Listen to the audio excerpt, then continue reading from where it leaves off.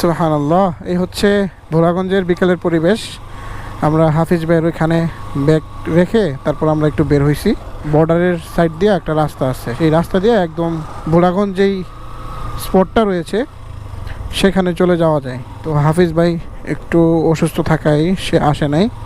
আমি যেহেতু আগের বার আসছিলাম একটু একটু মনে আছে, এখন অনুমান করে যাচ্ছি। তবে আমার রাস্তা আমার কাছে মনে হচ্ছে সঠিক। ভাইরে ভাই, কি ভয়ঙ্কর জায়গা। আপনি যেদিকে যান সবাই ওদিকে যায় পিঁপড়ার মতো।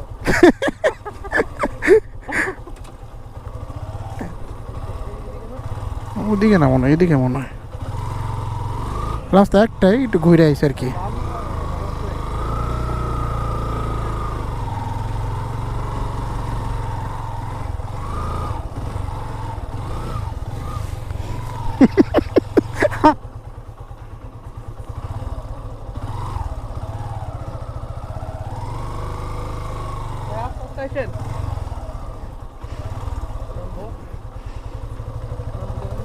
হুম,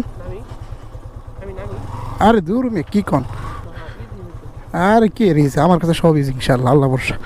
যাক আলহামদুলিল্লাহ, ফাইনালি আসতে পারছি আমরা বাইক নিয়ে। কেন আটকায় দিছে?